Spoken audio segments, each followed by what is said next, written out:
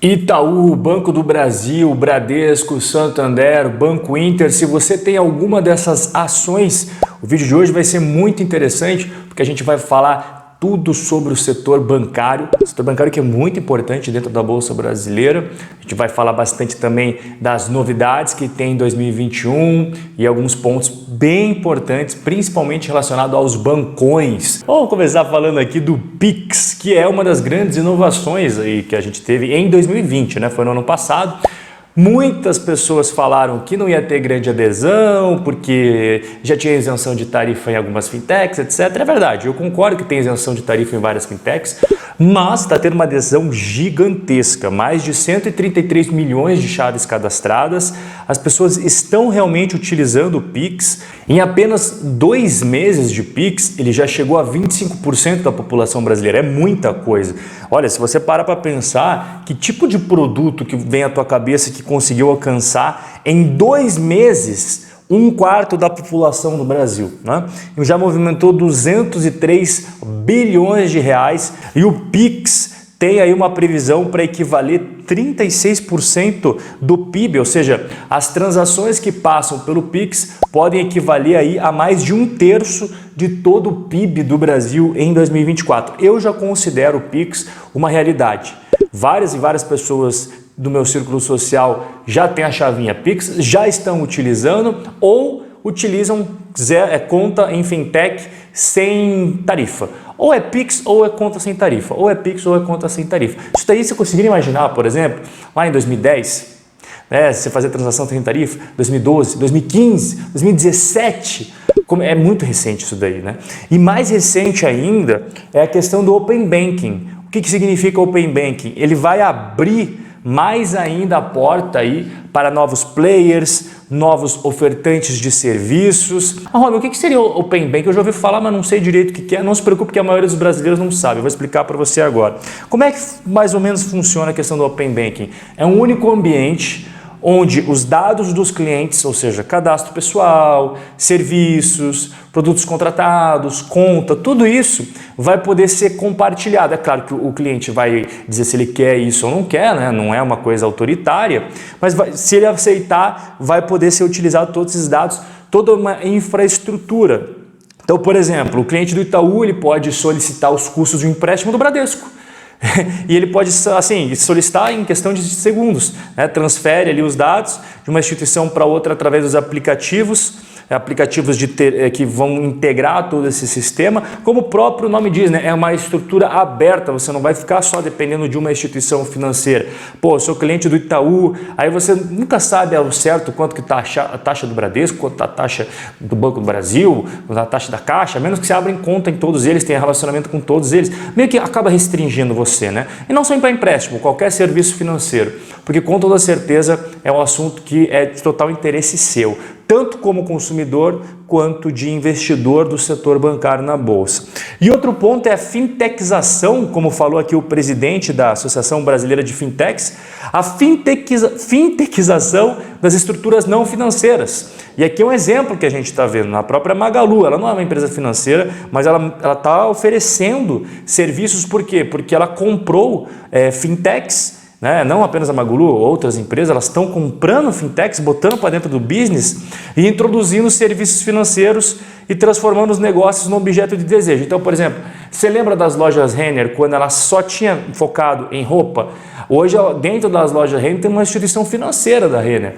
A Magalu começou a focar também em questões de pagamento. O Magalu Pay é um belo exemplo disso daí. A Magalu ela não era uma empresa de pagamentos, botou isso para dentro do seu business. Assim, por que eu estou falando tudo isso? Porque o game mudou total, tá? A gente está vendo empresas que não eram do setor financeiro participando do setor financeiro, a gente está vendo cada vez mais desafiantes, o Bradesco, o Itaú, o Santander, o Banco do Brasil até em certa medida, que há anos atrás eram incontestáveis, ninguém chegava sequer perto, ninguém fazia cosquinha neles. Hoje a gente está vendo outras movimentações. A gente está vendo, por exemplo, a chegada aí do Banco Inter. O Nubank não é exatamente um banco, mas muitas pessoas abriram conta no Nubank. Agora, aí, mais recentemente, o C6 Bank. Teve agora a chegada também de um banco alemão, fintech, que faz muito sucesso na Europa. Eu comentei nos meus stories até. Chegou no Brasil. Então, o mercado, o sistema, né, financeiro brasileiro, principalmente na questão de bancos, está mudando cada vez mais rápido. E um grande exemplo é o Banco Inter. Talvez seja a fintech mais bem sucedida até o momento em relação à mudança de paradigmas, né? Essas aí são informações super recentes do comecinho de janeiro. Banco Inter tem o melhor trimestre da história e dá sinais de 2021 excelente. As ações do Banco Inter dispararam quase 20% aí após ser o melhor trimestre histórico. Mas peraí, Rob, ele já divulgou o anualizado de 2020, né? Não, ele divulgou a prévia operacional do quarto trimestre. Não são os números fechados, mas com essa prévia já dá para a gente ter uma ideia como é que foi aí. E eu vou trazer aqui os principais pontos dessa prévia. São mais de 8 milhões e 500 mil correntistas, então cresceu mais de 100% comparado a 2019. 25 mil contas abertas por dia aí no mês de dezembro. 1 milhão e 300 mil investidores através da plataforma de investimentos do Banco Inter e 330 mil clientes com ações custodiadas aí no home broker, né? Que utilizam o home broker e tem ações custodiadas no Banco Inter, que dá mais ou menos 10% de todos os investidores da B3. Isso que o Banco Inter nem existia há pouco tempo atrás. Então você percebe como ele está já causando ali, né, um certo incômodo em alguns grandes players do mercado. Aqui são duas métricas bem legais para você acompanhar, não apenas do Banco Inter, de fintechs de modo geral. Custo de aquisição de clientes, custa dinheiro você trazer cliente para dentro da plataforma. E o custo de servir. Então aqui seria basicamente o custo para você captar esses clientes no mercado. Tá? E aqui laranjinha, custos operacionais, e aqui custos de marketing. Isso daqui, esse gráfico, se você pega o histórico dele de longo prazo, você vê que ele vem caindo a cada vez mais. Então essa é uma métrica muito importante que você tem que analisar, né? É sempre legal o custo de aquisição dos clientes reduzir cada trimestre que passa. E o custo de servir por cliente também vem caindo trimestre após trimestre. Então, esse é outra métrica. Então, o que você tem que fazer? O custo, você vai somar a aquisição de clientes junto com o custo de servir com clientes, tá? Beleza. Botou na tua cabeça o número? Agora você vai comparar com a receita média por cliente. Você percebe que a receita média por cliente, olha só, 173 aqui que a gente está vendo, né? É maior do que os 132, 133 reais do custo. Então, isso daqui, o mais interessante é sempre as receitas estarem crescendo, é óbvio, né? E os custos caindo para você aumentar a margem. Aqui nós temos na tela o lucro do Banco Inter em 2018. Você percebe que ele teve um lucro, tá? 69 milhões, quase 70. Aqui em 2019, 81 milhões, quase chegando ali a 82. E aqui já é trimestral. Então, terceiro trimestre de 2019 foi legal, 11 milhões e pouco, quase 12. Segundo trimestre de 2020, 2 milhões e meio, mais ou menos. E aqui no terceiro trimestre de 2020 teve um prejuízo de 8 milhões, né? Você vai dormir muito mais tranquilo quando você investir em ações sabendo exatamente o que essas empresas fazem. Quedas da Bolsa de Valores não vão mais te causar preocupação, porque você sabe efetivamente no que você está investindo. E para você chegar nesse ponto é só através de conhecimento. E é por isso que eu quero convidar você para 4 aulas 100% digitais e gratuitas sobre ações, fundos imobiliários e construção de carteira com foco no longo prazo, com solidez e segurança e sem abrir mão da rentabilidade. Aqui embaixo tem o link Lista VIP do Rob. Você vai deixar ali o seu e-mail e em menos de 1 minuto eu vou mandar a aula 1 para sua caixa de entrada. Dá uma olhada, às vezes cai no spam, às vezes cai na lixeira, naquela abinha promoções social. Aí no outro dia eu mando a aula 2, aí no outro dia aula 3, aula 4 e assim por diante. Aqui embaixo, Lista VIP do Rob. A gente vai começar a falar agora dos bancões. E o primeiro banco que a gente vai falar agora é um banco que está com uma áurea de polêmica recentemente, que é o Banco do Brasil. Ele tinha falado no comecinho de janeiro de 2021 que iria fechar agências, que iria também fazer um programa de desligamento voluntário dos seus funcionários, esperando que 5 mil funcionários aderissem, tentando economizar cerca de 350 milhões só em 2021. Cara, 3 dias depois saiu na mídia que o Bolsonaro pediu para o Paulo Guedes, que é o cara que comanda a economia, para demitir o presidente do Banco do Brasil, porque ele tinha se irritado exatamente com aquela notícia que a gente acabou de ver junto. O Bolsonaro não quer que feche as agências e também ele não quer saber do programa de demissão voluntária. Lembrando que o presidente do Banco do Brasil está querendo fazer isso justamente para aumentar a margem, né, focar muito no desenvolvimento digital, enfim, aumentar a eficiência do banco. E além disso, os funcionários do Banco do Brasil pediram apoio de políticos para que eles se posicionem contra o corte de custos. Ou seja, você tem o presidente do Brasil contra o PDV, contra o corte de custos, você tem os próprios funcionários do Brasil falando para não fechar agências, para não cortar esses gastos e também para não ter esse programa de desligamento voluntário. E aí é óbvio, né? É óbvio que o mercado não gosta quando tem tanta interferência assim. Mas o Banco do Brasil tem que botar na mesa aqui a verdade. É estatal, se você investe no Banco do Brasil, você tem que estar ciente que isso pode acontecer a qualquer momento. O Banco do Brasil é um baita banco em questão de mercado. Você vê aqui carteira de crédito, por exemplo. Quem que tem a maior carteira de crédito no Brasil? Aqui, ó, Banco do Brasil. Aqui, esses dois aqui são os dois maiores bancos privados brasileiros. Quais são os dois maiores bancos privados brasileiros? Itaú e Bradesco, né? Então, assim, o Banco do Brasil, ele ganha na carteira de crédito, ele também ganha na gestão de recursos de terceiros. Então, cara, evidentemente o Banco do Brasil é um baita banco.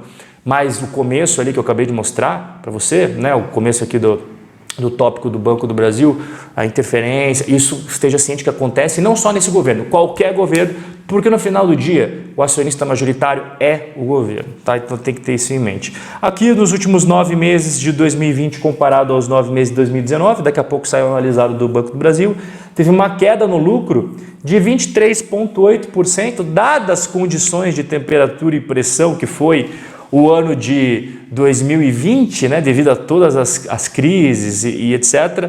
Acho que até é um resultado razoável, sem grandes danos, digamos assim. E o pessoal sempre gosta de saber os indicadores de valuation, então atualmente ele está com dividend yield de 4,7, PL de 6,50 e preço-valor patrimonial 0,93. E agora a gente vai falar do segundo bancão de hoje, que é um dos grandes queridinhos dos investidores de longo prazo. Eu tenho ele desde 2013, sempre deixei claro isso daí, que eu gosto bastante do Banco Itaú. E aqui está os resultados, inclusive, né, do Banco Itaú nos últimos 9 meses de cada ano aí que você está vendo. Assim como a gente teve a queda do Banco do Brasil, assim como a gente teve a queda do Itaú, do Bradesco, todos os grandes bancões por causa do aumento de provisão para devedores duvidosos devido à crise, tá? Isso impactou diretamente no resultado da Itaúsa. 95% dos resultados da Itaúsa vem do Banco Itaú, a Itaúsa não existe sem o Banco Itaú e tudo que acontece no Itaú respinga na Itaúsa, é por isso que o resultado da Itaúsa caiu também. E do outro lado, enquanto o Itaú e a Itaúsa não apresentaram resultados bons, a XP, que é uma empresa que o Itaú tem grande participação, cada vez mais crescendo. Olha só os 9 meses iniciais de 2020 da XP já foram melhores que todo o ano de 2019, que foi mais que o dobro do que o resultado de 2018. Então assim, cara, evidentemente a XP vem crescendo cada vez mais, só que parece que a relação chegou ao fim, né? O Itaú marcou a data que vai definir o divórcio da XP, vai acontecer dia 31 de janeiro de 2021, essa assembleia, que vai discutir a proposta da separação dessa participação de 40% que o Itaú detém na XP. Muita gente ficou em dúvida como é que iria acontecer isso, então eu preparei um resumo para você entender a situação.